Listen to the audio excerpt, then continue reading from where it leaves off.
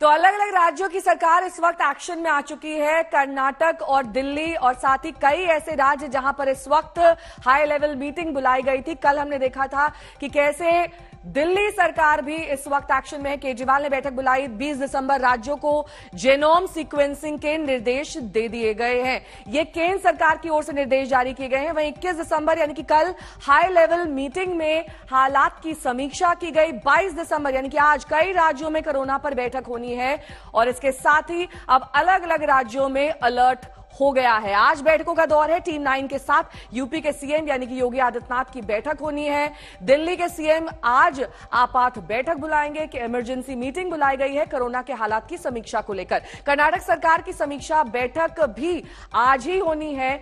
इसे लेकर भी तमाम लोग इस वक्त सचेत हैं। वीके पॉल क्या कुछ कह रहे हैं, आपको सुना देते हैं कि आप जब क्राउडेड प्लेस में हैं, अंदर या बाहर, तो आप मास्क करिए। और जो व्यक्ति उम्र में बड़े हैं या कोमॉर्बिडिटीज हैं, उनको तो ये ज्यादा इसका इस्तेमाल करना चाहिए। यही एडवाइस है। गाइडलाइन जारी होगी डीडीएमए की तरफ से, क्योंकि बहुत सारी स्टेट्स ने मास्क मैंडेट खत्म कर दिए हैं। ये मास्क मैंडेट जो है अभी भी यही है जो मैं कह रहा हूँ, और उसी को ही रहना चाहिए। अगर जरूरत होगी तो गाइडलाइन को इम्प्रूव करेंगे। We are constantly watching. Precaution dose सबको लगनी चाहिए, लेकिन लगी है सिर्फ 27-28%। तो हम अपील करेंगे कि प्रिकॉशन डोज जिसको नहीं लगी है वो ले लीजिए। ये भारत की पेंडेमिक रिस्पांस का एक पिलर है, पॉलिसी है, वैक्सीन अवेलेबल हैं, तो उसको तरफ जाइए। और पर्टिकुलरली जो हमारे सीनियर सिटीजन्स हैं, वो कोई छूट गए हैं प्रिकॉशन डोज से, तो हमेशा की तरह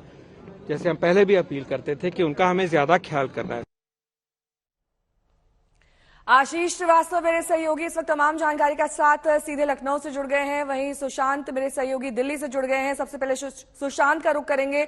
दिल्ली में आज कितने बजे ये हाई लेवल मीटिंग कोरोना की समीक्षा को लेकर बुलाई गई है सुशांत? देखिए नेहा, मैं आपको बता दूं तो तकरीबन 11 साढ़े 11 बजे के आसपास ये बैठक जो है वो बुलाई जाएगी, जिसमें दिल्ली के मुख्यमंत्री, उप मुख्यमंत्री जो कि स्वास्थ्य मंत्री मनीष सिसोदिया के पास ही है, और उसके साथ साथ तमाम जो सेक्रेटरी, हेल्थ सेक्रेटरी और तमाम हॉस्पिटल, खासतौर पर एलएनजेपी और Rajiv Gandhi super speciality hospitals के जो डायरेक्टर्स हैं उनको यहाँ पर शामिल किया जाएगा, ताकि ये पूरी तरीके से ये सुनिश्चित किया जाए कि अगर कोरोना के मामले बढ़ते हैं तो उनको किस तरीके से निपटना है। फिलहाल अभी दिल्ली की अगर बात की जाए तो 27 जो मरीज है कोरोना के सक्रिय, जिसमें से 19 होम आइसोलेशन के अंदर है, बाकी अस्पताल में, और एक व्यक्ति अगर बात की जाए तो वो ऑक्सीजन सपोर्ट पर है। लेकिन सरकार की तरफ से ये सुनिश्चित किया जाएगा कि किस तरीके से अगर कोरोना के मामले एक बार फिर से बढ़ते हैं तो उसमें टेस्टिंग की जो व्यवस्था है उसको ज्यादा से ज्यादा बढ़ाया जा सके। सरकार की तरफ से ये अपील की जाएगी कि लोग ज्यादा से ज्यादा टेस्टिंग को का इस्तेमाल करें, ताकि कोरोना के जो नए मामले सामने आएंगे तो उनको पूरी तरीके से टैकल किया जा सके। अगर किसी व्यक्ति को जरूरत है होम आइसोलेशन की तो उसको होम आइसोलेशन में रखा जाए, लेकिन अगर कोमॉर्बिडिटीज वाले पेशेंट है, खासतौर पर सीनियर सिटीजन जिनको लंग्स की परेशानी है, अस्थमा है, और साथ ही साथ अगर बात की जाए बच्चे, उनको पूरी तरह से सुरक्षित रखने के लिए अस्पतालों की तरफ से क्या पूरी तरीके से सुनिश्चित किया जा सकता है, किस तरीके से उनका इलाज किया जा सकता है और किस तरीके से उनको ऑक्सीजन सपोर्ट की अगर जरूरत है, उनके इंतजाम जो है वो पूरी तरीके से देखना होगा कि सरकार किस तरीके से कदम उठाती है। हालांकि पिछली बार भी हमने देखा था कि किस तरीके से सरकार ने पूरा जो वैक्सीनेशन का एक पूरा इंतजाम है वो किया गया था सरकारी स्कूलों में। फिलहाल जिस तरीके से वीके पॉल भी बता रहे हैं कि 27% ही अभी वैक्सीनेशन जो प्रिकॉशन डोज की है वो हुई है, उसको बढ़ाना की बहुत ज्यादा सख्त जरूरत है। लोगों की लापरवाही और खासतौर पर जो दिल्ली के बाजार है, सरोजनी नगर, कई अर्गल मार्केटों की अगर बात की जाए तो बहुत ज्यादा लोग जो है वो भीड़ भाड़ में निकलते हैं। फेस्टिवल सीजन भी नजदीक है, क्रिसमस और उसके बाद न्यू ईयर, ऐसे में लोग कम से कम घर से बाहर निकलें, मास्क पहने, इसका इंतजाम किया जाए। ये सरकार की तरफ से सख्ती जो है वो हो सकती है कि लोगों की तरफ से ये अपील की जाए कि ताकि लोग जल्दी से जल्दी ज्यादा से ज्यादा मास्क का भीड़ भाड़ वाली तमाम जानकारी आपसे लेंगे। हाई लेवल मीटिंग आज अरविंद केजरीवाल की ओर से दिल्ली में बुलाई गई है। वहीं लखनऊ में भी योगी आदित्यनाथ मीटिंग करने वाले हैं। आशीष हमारे साथ जुड़े हुए हैं। आशीष, क्या डिटेल्स मिल रही है इस मीटिंग के बारे में? कौन कौन इसमें जुड़ेगा? देखिए नेहा, जिस तरीके से उत्तर प्रदेश में भी एक बड़ा राज्य माना जाता है जनसंख्या के मामले में, और जैसे ही कोविड के मामलों की जानकारी हुई है लगातार बढ़ रहे हैं, ऐसे में आज हाई लेवल की मीटिंग तकरीबन 10:30 बजे ऑर्गेनाइज की जाएगी। जिसमें सीएम योगी आदित्यनाथ खुद बैठेंगे और उनके साथ में स्वास्थ्य मंत्री ब्रजेश पाठक मौजूद रहेंगे, प्रमुख सचिव मौजूद रहेंगे और कई ऐसे स्वास्थ्य डीजी को भी बुलाया गया। इसके साथ साथ हर उस पैरेलल यानी कि डीएम लेवल तक मॉनिटर किया जा रहा है। तो साफ तौर से ये मीटिंग बहुत अहम मानी जा रही है उत्तर प्रदेश के मायने से, चूंकि यहाँ पर भी जिस तरीके से मामले हैं, अब तक मैं अगर आंकड़ों की बात करूं नेहा तो 98 मामले पूरे उत्तर प्रदेश में आए हैं, जिसमें 93 लोग ऐसे हैं जो होम आइसोलेशन में हैं।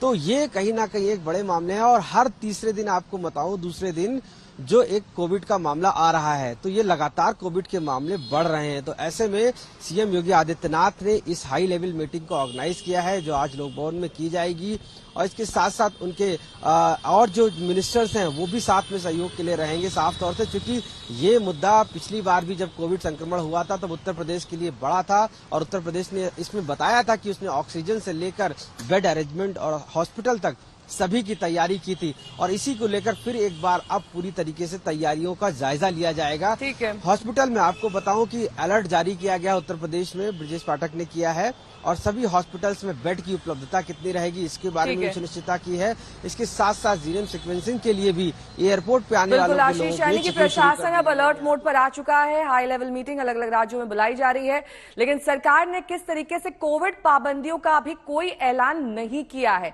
लेकिन विपक्ष ने चीन से विमानों की आवाजाही रोकने की मांग शुरू कर दी। ये खबरें आ रही हैं कि लगभग 60% आबादी आने वाले दिनों में कोविड से प्रभावित होने जा रही है। हॉस्पिटल्स भरे हुए हैं, लोगों की जान जा रही है। ऐसे में अगर चीन से आने वाली फ्लाइट्स को अगर हम लोग प्रतिबंधित नहीं करेंगे तो फिर जो मुसीबत भारत ने पहले झेली है, बर्दाश्त की है, वैसी परिस्थितियां फिर पैदा हो सकती हैं। चीन में जिस तरह के चलचित्र बाहर आ रहे हैं वो ये दर्शाते हैं कि वहाँ पे अस्पतालों में जो उनकी मॉर्चरीज है और जो हेल्थ सिस्टम है वो कम्प्लीटली दबाव में है, ओवरवेल्म हो गया है। और इस परिस्थिति में मैंने ये मांग की है कि सबसे पहले हमको चीन से जो हवाई जहाज आ रहे हैं या चीन जा रहे हैं उनके ऊपर रोक लगानी चाहिए। इसके अलावा अप्रैल में अमेरिका, जापान, साउथ कोरिया, इन सभी मुल्कों में जिस तरह से कोविड बढ़ रहा है ये चिंता का विषय है।